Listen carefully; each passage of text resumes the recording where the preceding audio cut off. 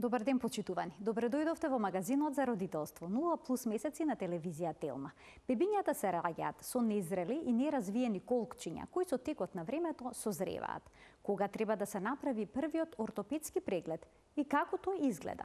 Порано родителите добива препорака да стават широк повој на своите бебиња како превенција од исчашени колкчиња. Ова практика денеска е напуштена. Зошто? Што се презема доколку се забележи деформитет на колкчето кај бебето или пак ако новороденото се роди со криво вратче. Доктор Антонио Хаджиантоновски е денешен гостин во студиото на Телма и тој ќе ги појасни сите дилеми поврзани со прашањата кои што ги имаме во денешната емисија. Останете на Телма.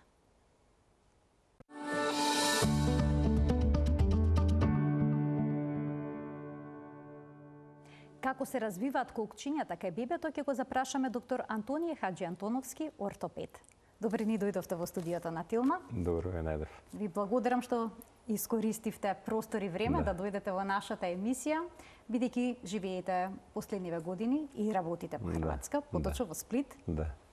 Претпоставувам дека таму ви одговара и времето, и амбиентот. Да.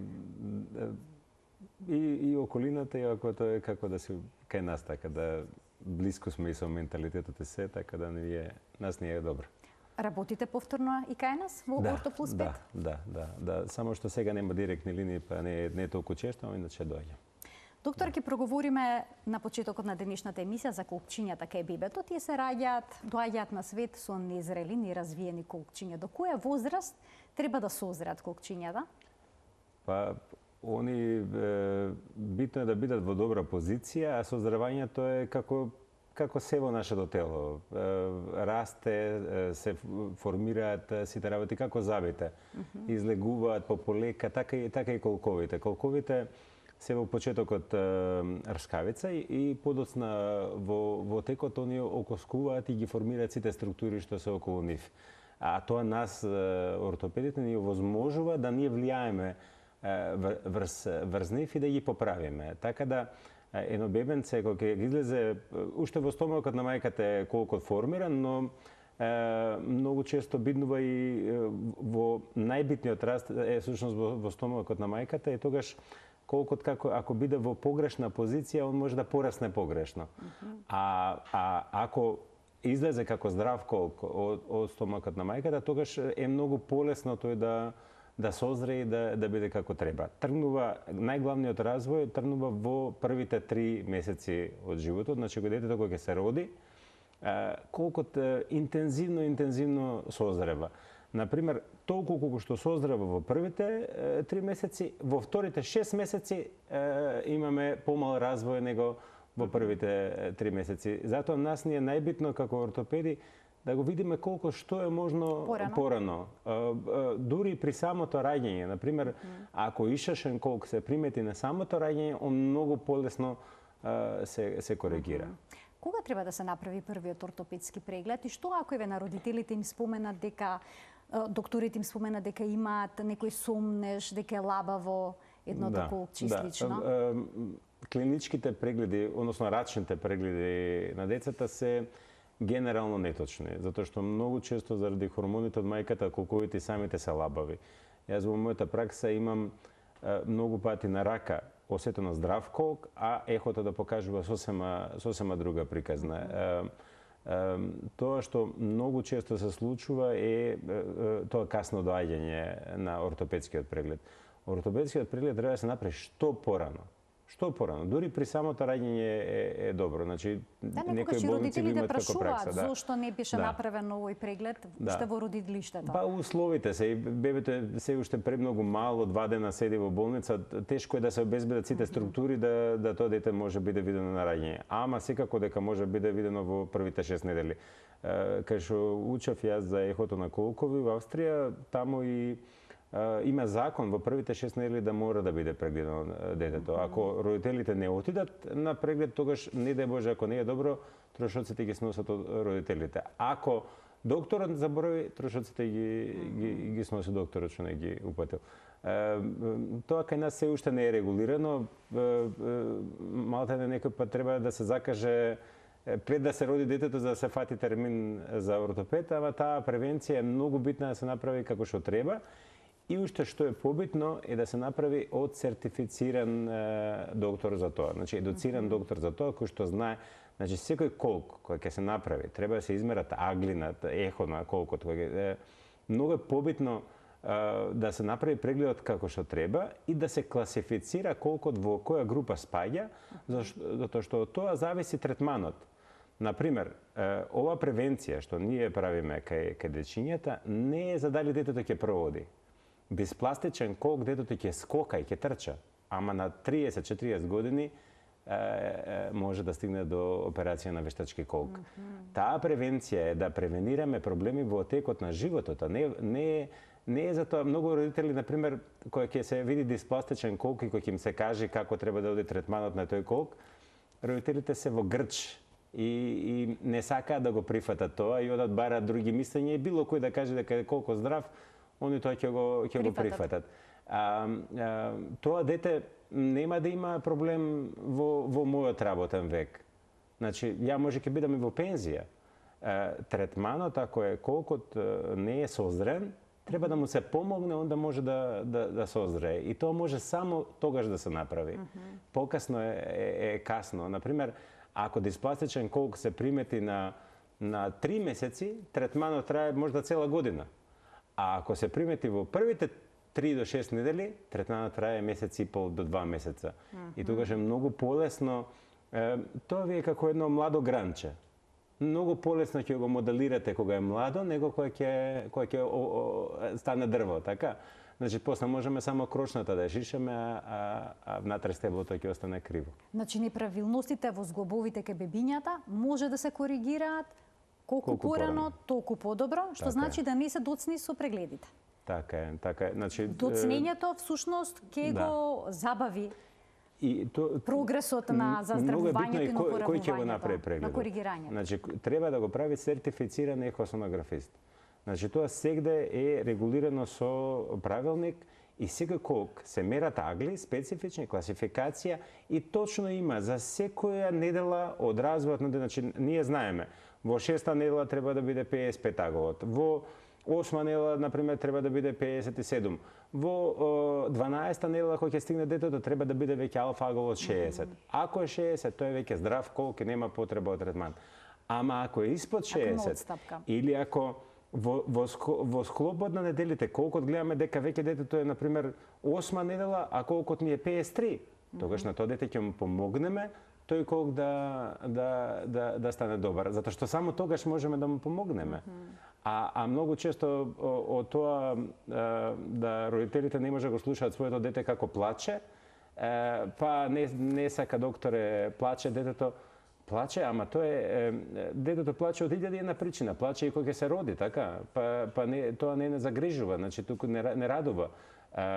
Плаче и на забар утре кој ќе биде, па не го оставаме со расипани заби да биде. Плачот не треба да биде причина не треба за да да биде се откажеме, причина за не. И една многу голема грешка е кога, например, ние ќе даеме терапија, апаратче, например, за ичашен или за диспластичен колк, најголемата грешка што ја прават родителите е вертикализација на тоа, зашто не може да го слушаат како плаче и го земаат детето во раце, а него колковите му се обесени на рамената. Ние ги закачуваме, нозете е качени, кајрчињата ги закачуваме на рамената и нозете се практично обесени на рамената. И вие кој ќе го вертикализирате детето, таа тежина станува многу поголема и место колку да биде расширен да лежи детето, тој паѓа долу, ем го искривува горниот дел од телото, ем прави да колковите не зараснат како што треба. И тогаш родителите, мене не ми делуваше апаратчето, зошто? Затоа што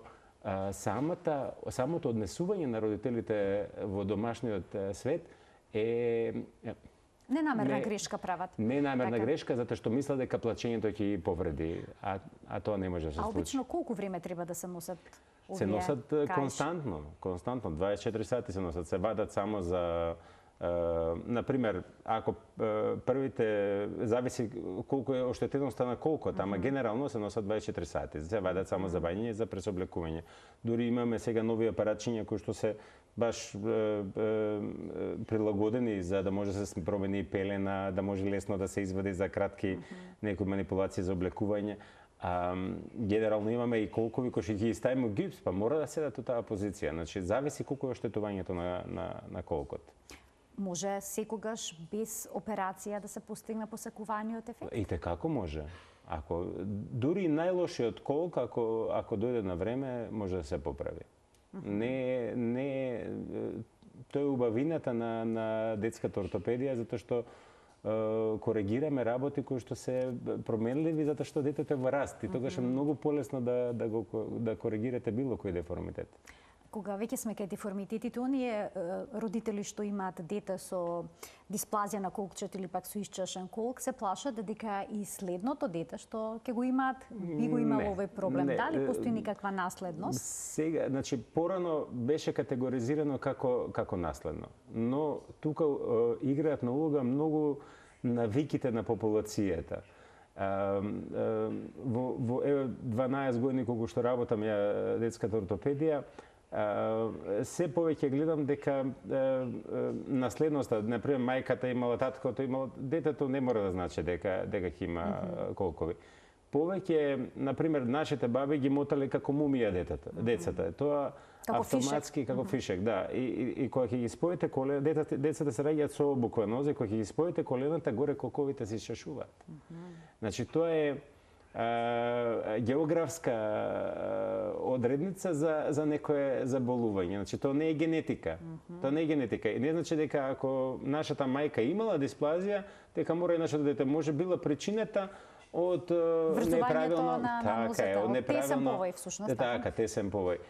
Затоа и го воведовме широки повој да престане таа навика на нашата популација која што беше ужасна во правец на деца. Дури мене ми се случило некој пат, например, ќе им кажам не треба, ќе видам колку дека добар, ќе речам не треба ништо, само пуштете го детето да лежи и бабата позадина може така значи да го замотаме, чим не треба да ставиме широк повој, може да го ставиме да се исправат нозете. Тоа е едноставно мислење кое што, а нозете сами се исправаат. Значи тоа е развод на децата, се раѓаат со, па доаѓаат икс и така натаму се после тоа се исправаат во текот на животот.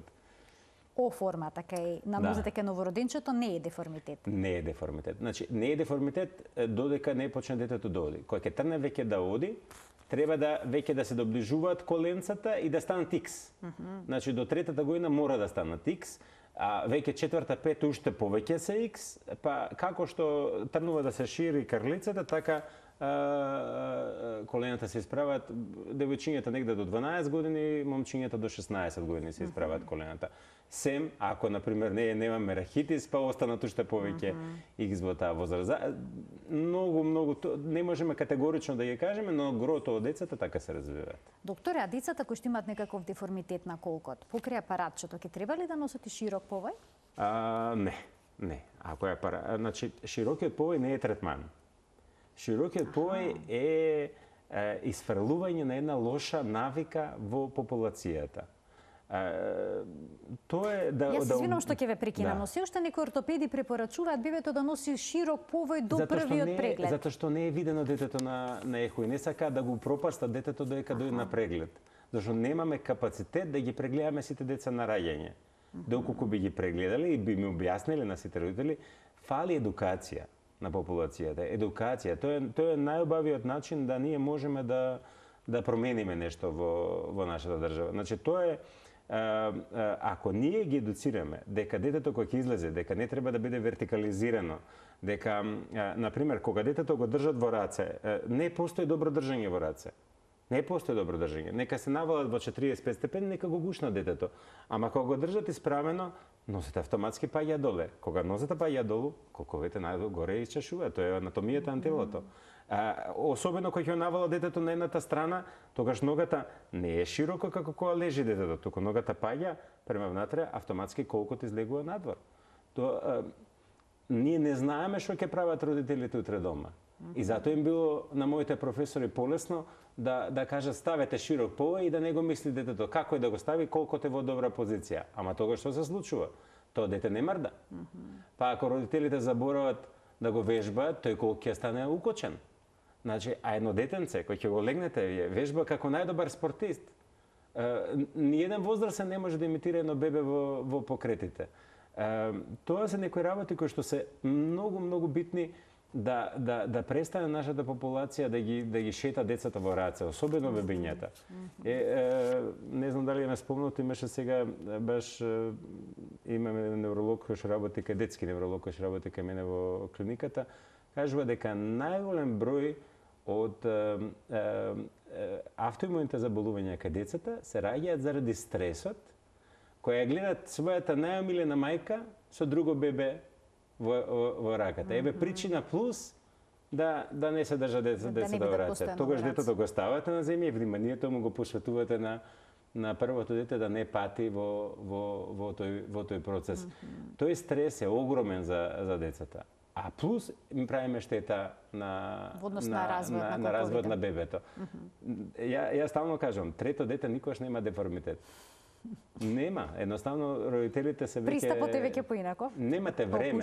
Немате време да го третото дете да го уништите затоа што имате премногу обврски од другите две и тогаш третото дете единствено уништено кога на пример родителите направиле две деца рано и за 10 години направили уште едно дете, тогаш имат време.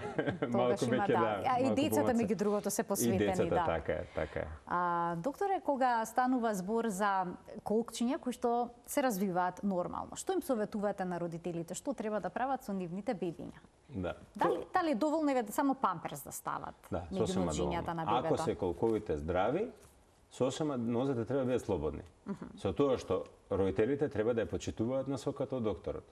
Значи, детенцето да го остават на подот, гравитација да не му делува и тоа дете да може да се мрда. И оно самото ги држи широко нозете. Самиот памперс прави доволен бафер да ноџињата бидат расширени.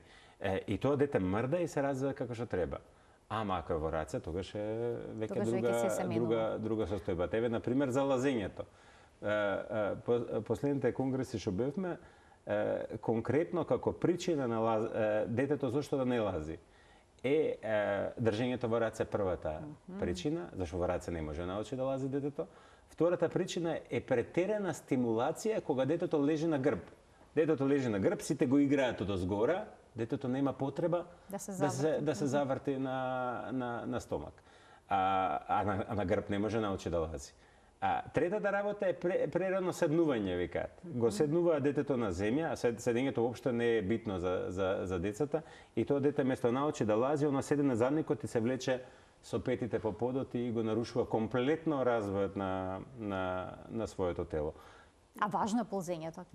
Едно од најбитните работи, тоа е координација на 4 екстремитети.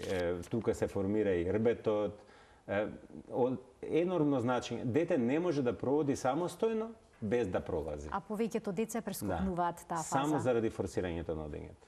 Тоа се уште поголеми грешки што ги правиме како популација, и со тоа ги оптеретуваме и колковите неспремни, а лазењето ги оформува сите мускули кои што треба колко да го држат да детето да биде исправено. Ама ние од таа пуста желба како надпревар ќе го грабнеме детето за раце, ќе го ставиме на земја, уште пред време не е поминато ни една фаза, ги прескокнуваме сите фази на развивање и чекаме што побрзо детето да проводи кога да нема постаната да оди цел живот. Едноставно се форсираат работи кои што не треба да се форсираат. Ние кај деца со проблеми, значи кај деца со Даунов синдром, со церебрална парализа, им советуваме на родителите да не се форсира одењето. Мора тоа дете, дури имаме дечиња, еве на пример дечиња со церебрална парализа на 8 години се уште ги учиме првен да ползат за да ги исправиме. Мора ползењето, детето со ползењето се стига сегде како што треба. И кој ќе сака да офати, ќе се подигне на нозе, кој ќе ги осеќа нозете спремни, а некога мисли комшиката дека треба детево да проводи. Така да тие се некои проблеми кои што треба да внимаваме и да ги запаметиме. Да. Кога станува збор за деформитети кај колкчињата, дали се почести кај децата кои што се предвремено родени? Не, напротив. Не? Децата кои што се предвремено родени имаат повеќе, сем близначките бременности, имаат повеќе простор во стомакот. Најголемите уништувања на колковите се во последниот месец, да кажам, кога детето е преголемо, а просторот претесен и уште ако е во лоша позиција, уште повеќе. Значи тоа што може да влие врз развојот на колкот е трудничка, она блицачка бременост, кога заради повеќе плодноста имаме лоша позиција. Другото е карлично поставено дете, значи тоа обавезно треба што порано да се види на ехо. А иначе порано родените деца, јас кажам, ортопедски најмал се страдаат. А при породувањето може да дојде до исчешување на колкчето? Па тешко. Треба екстремно тежок да биде пораѓаат за да дојде до тога. А сега се интервенира одма со царски, така да не тука нема. Ја барем не сум сретнал во праксата исчешен колк при породување. Например, на 1000 деца негде има 4 деца со исчешен колк. Зборам од раѓање комплетно исчешен колк. И сите тие 4 не верувам дека у мојата пракса се обично со царски рез породени деца, што веројатноста е многу мала да се, скоро никаква да се исчеше. Колкото е многу јак вакуумски зглоб и тоа е многу тешко да го исчешите ако он нема ако е добро изграден. Ако е лошо изграден, тогаш многу лесно се исчешува. Затоа ние можеме да го провериме со рака дали е стабилен колкот или нестабилен. Постојат тие тестови ортолани и палмен кои се прават во првата недела од животот и рачно можеме да провериме колку е нестабилен колкот, да го извадиме од зглобот. Ама и тоа ви кажам, сум сретно колкче што навидум на рака е добро, ја ставам сондата, гледам дека колкот е исчешен. И тогаш тој третман е многу полесен кога ќе се фати на време. На време, така е. Доктор, ако понекогаш ќе се види дека јадрото на колкот не е доволно созреано, дали со давање поголема доза на витамин D може да се забрза созревањето? Прво да рачистиме некоја работа. Јадрото на колкот беше користено во минатото за да знаеме дали е колкот внатре или надвор. Значи на ехото кој ќе го видеа докторите јадрото мислеа дека е внатре или надвор. А ако е ова главата на колкот, јадрото може да се појави тука, може да се појави тука, тоа е осификационо јадро, тоа е всушност каде што коската почнува да станува, рскавицата да почнува да станува коска. И тоа е јадро. Како зап. Млечен зап може да излезе сега, може да излезе на 13 месеци, може да излезе на 17 месеци. Имаме деца со рана дентиција, деца со касна дентиција. И тоа не е нешто што не може да се случи. Значи само при XX случаеви кај што постои уништување на колкот само таму не може. Јадрото, нашите доктори го користеа порано, несертифицираните доктори го користеа да видат дали колкот е внатре. А тоа е комплетно неточно, затоа што многу често се дава третман, јадрото е полна страна и они мислат дека е колкот нечин и се даваше третман без потребно. Значи, затоа мора да се измерат коскените структури на колкот, се влечат агли специјални и точно се знае дали е колкот здрав. Јадрото воопшто не ни е битно дали е колкот здрав или не е здрав. Тоа ни е битно за црстината на колкот. Значи, и не е прашање кога тоа ќе се појави, затоа што детето не оди.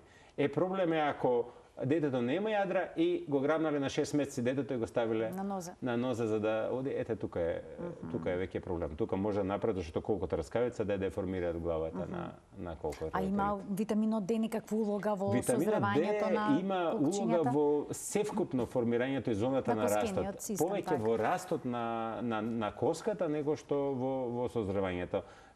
Тоа се грешки кои што се мисла дека ќе затворат побрзо фонтанелата ако даде витамин или ако не даде витамин дека ќе се отвори фонтанелата. Тие не се клучеви за функционирање. А ако е детето рахитично, тогаш даваме D-витамин. Профилаксата нормално оди и ако гледаме коскени симптоми за меки коски, тогаш даваме D-витамин. Не даваме D-витамин за формирање на јадрото. Јадрото е персонализирано, некои деца го имаат порано, некои покасно, важно сите го добиваат. А има ли вистина дека децата кои што имаат некаков проблем со колкчињата, односно деформитет, исто така имаат поголема шанса да се родат со искривен врат? Дали овие два деформитета се поврзани? Ама најчесто е таа карлична бременост, па детето е во крива позиција или лош пораѓај, значи не се тие врзани. Често ги има, ама не дека се случиле заради генетско некое нарушување. Значи, Првен, тортиколисот како искривен врат е многу често поставена диагноза и за дете кое што само има ограничување во вратот. Значи, има навики кај децата и детето ќе трне да биде во една позиција и оно се навикнува на таа позиција и многу ме потешко да ја сврти главата на другата страна. Тоа не е тортиколис. Значи, тоа не е. Не, например на прегледот, кога јас можам со леснотија да ја однесам главата на едната страна со брадата и до другата страна со брадата, тоа не е тортиколис. Значи кога е тортиколис, детето е навалено на едната страна главата и оно не може да ја сврте главата на другата страна. А многу често заради вертикализацијата на децата и многу често користењето на една рака во држање на децата, детето е во искривена позиција и тогаш детето ја вежба многу повеќе едната мускулатура за разлика од другата мускулатура и се навикнува да таа едната мускулатура што е во појак спазам, кога ние ќе го вертикализираме детето останува во крива позиција. Тоа е исто како да го ставите у крив калуп и onda ќе порасне криво. А кога лежи детето, главата сосема нормална. Тоа што треба родителите за врато да внимаваат, додека не отидат на прегледот, секако ќе се направи тој скрининг од страна на ортопедот, но тоа што треба да внимаваат родителите е да го стимулира детето двете страни.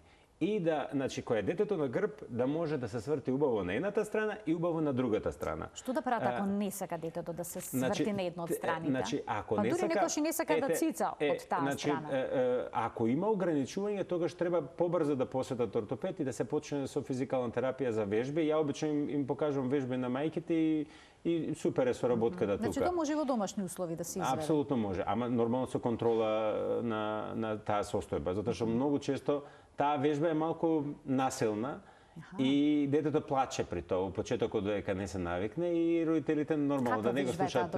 Тоа е, детето го легнуваме на грб, го фаќаме спротивното раме и доаѓаме од едната страна од кај што е детето и ја држиме главата малку на сила, лесно да го допре другото. Ја обично им покажам на мајките и колку сила да употребат и се. Тоа е константна сила и да дојде до таа позиција и се држи например 10 пати на ден по 10 секунди и со тоа комплетно за 2-3 недели се разбива таа навика. Нормално дека има тортиколис, има хематоми на врат, има еден куп проблеми кои што треба да бидат диагностицирани од страна на ортопед. Ама во принцип, ако главата може убаво да отиде на едната и на другата страна, тогаш не е упрашање тортиколис. Обавезно треба да се скренира и очи, и уши, затоа што нели како постар човек нели го прави убавото на страна за да чуе. И многу често деца кои имаат проблем или знаат и астигматизам, да малку да мора да накоси главата за да може да види убаво.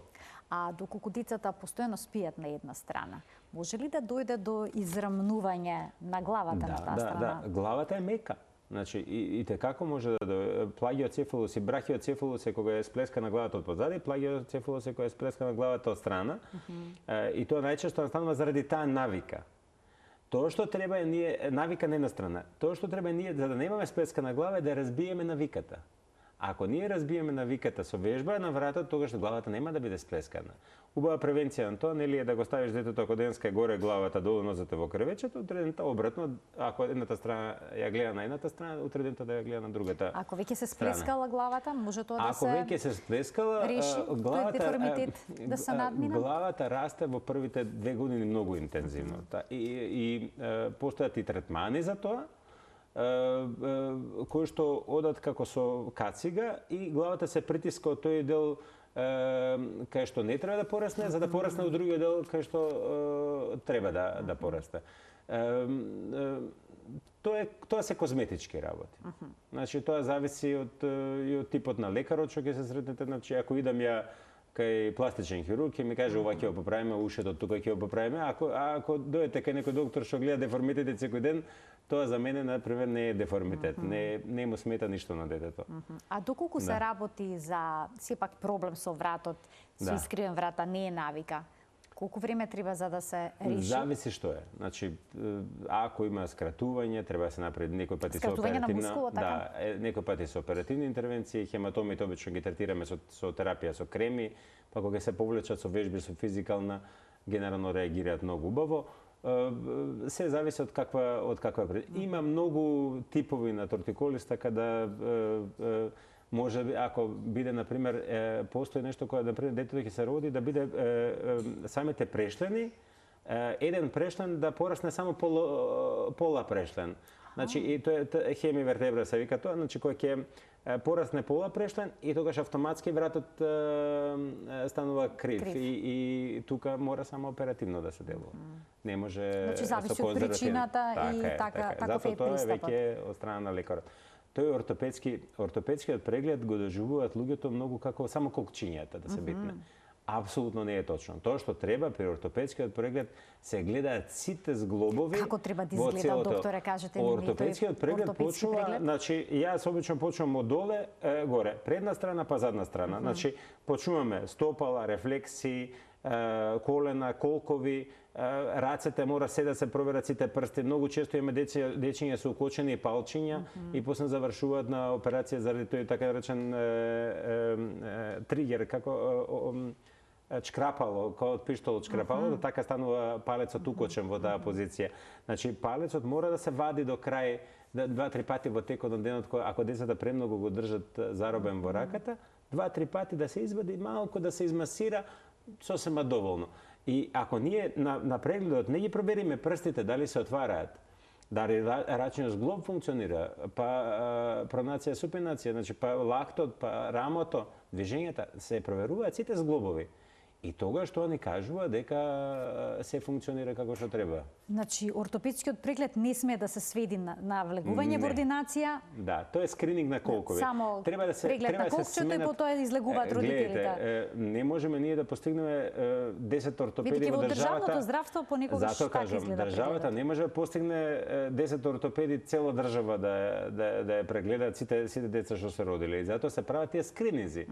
Тоа што го правите е скрининг за колкови.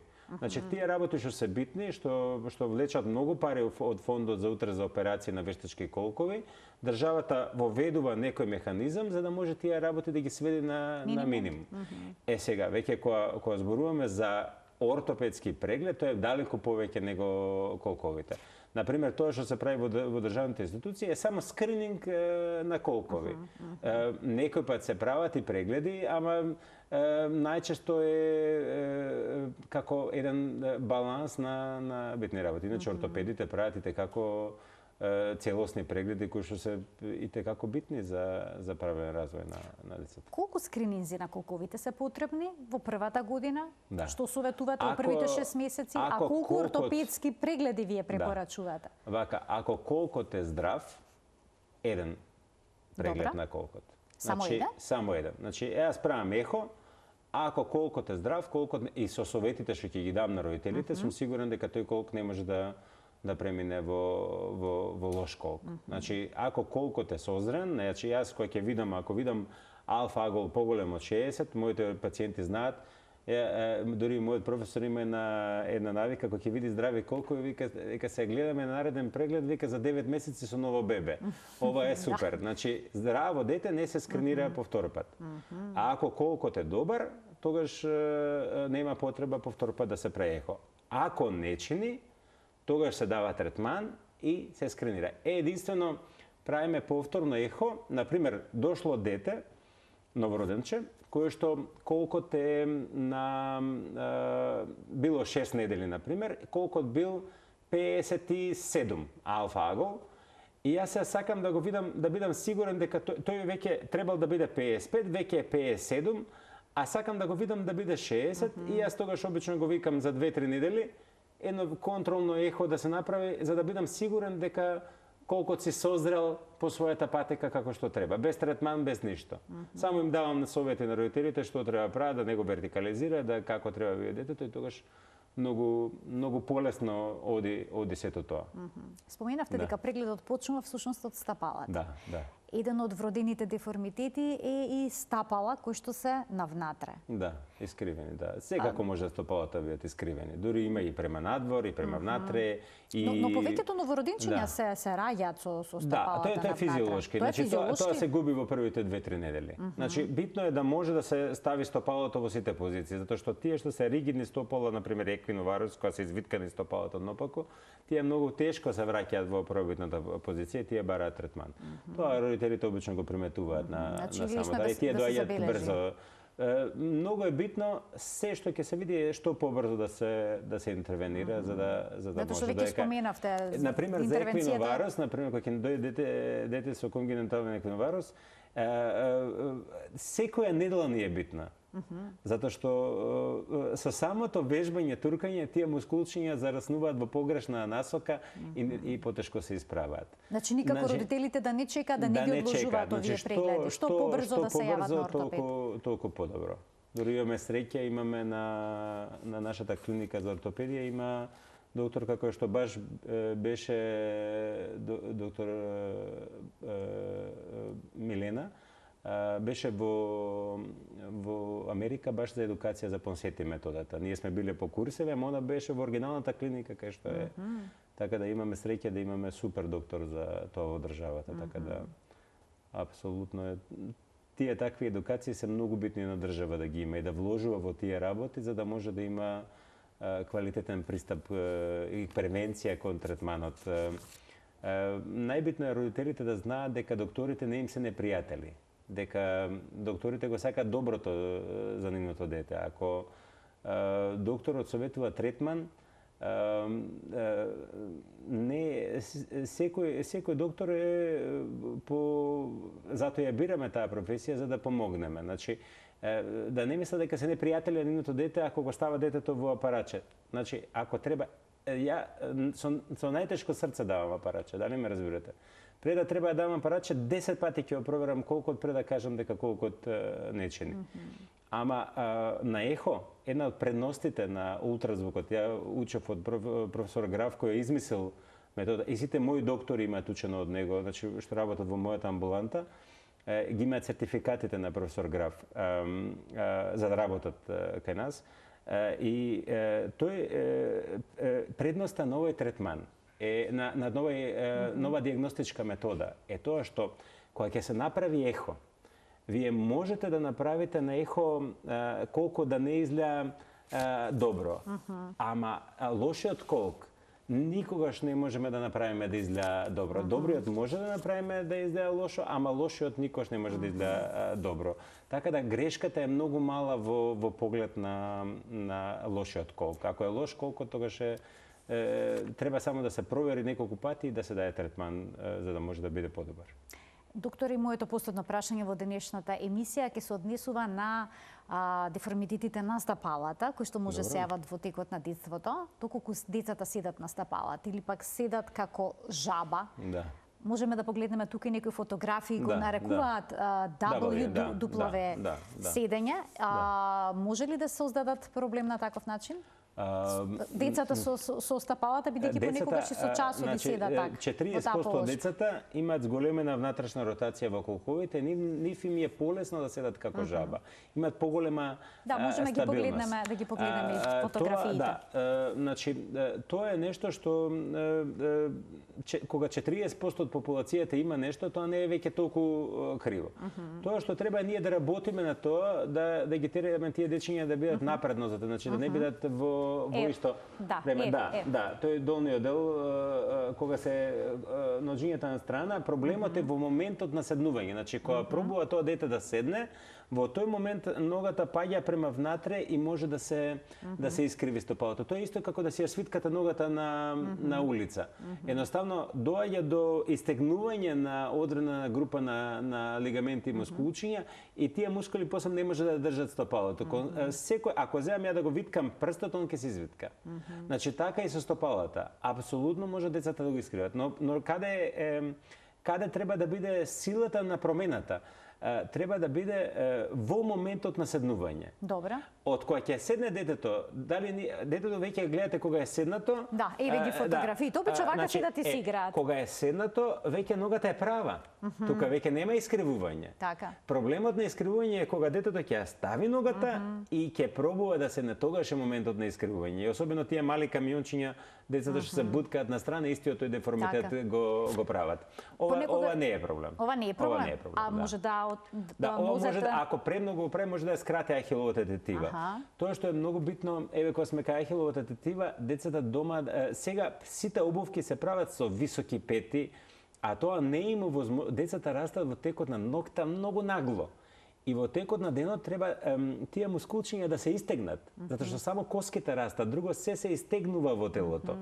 И ако детето е во текот на денот во висока пета обувка, оно нема кога да истегне ахиловата тетива, тоа што не се случува во амбуланта е многу дечиња со скратена ахилова тетива. Затоа ги терам родителите, дома децата треба да бидат боси. Нашите мајки, нашите баби немале услови дома убави, имале ладни куќи, се грела една соба. Ние денеска дома имаме, да кажам, услови како лето и во зимо. Затоа е многу битно дома немаме зимски услови. Многу е битно дома дечињата како што ползат без ракавици, така да одат без чорапчиња. За таа фина моторика на стопалцата и да се истегнува стопалата како што треба, и тука ќе бидат најмали шансите за деформитети. Ова е нешто што многу брзо со совети околу 2-3 година веќе може да се коригира. Обично нозете завршуваат во X. Да. Тоа е X е нормално. X е нормално да бидат децата кои што одат. Ова е имаме една навика на прерано седнување децата. Децата на подот никош не треба да седат. А ако ние ги оставиме да лазат децата, тогаш детето ќе дојде до нека фаза, ќе се фати за нешто, ќе се исправи. Едно детенце кое веќе ќе се исправи, оно нема време за седење, шета вамо таму. Да избегнуваат навики, нашите луѓе имаат популација, ќе го подпрат детето во еден ќошк, ќе му ги стават играчките во скут и мислат дека завршиле со тоа некаква работа. Детето треба да шета, не треба да биде заробено, треба да истражува, тогаш прави правилен развој во тие години. Докторе, ви благодарам многу за вашето денешно гостување во магазинот за родителство 0+ месеци, никогаш доволно време. Така е. Неисцрпни теми. Ви благодарам уште еднаш што одвоивте време и што дојдовте во студиото на Телма. Благодарам на поканата. Почитувани, доктор Антонија Хаджи Антоновски, ортопед, беше денешен гостин во магазинот за родителство 0+ месеци. Ви благодарам за вниманието со кое што наследевте, ви посакувам пријатен ден.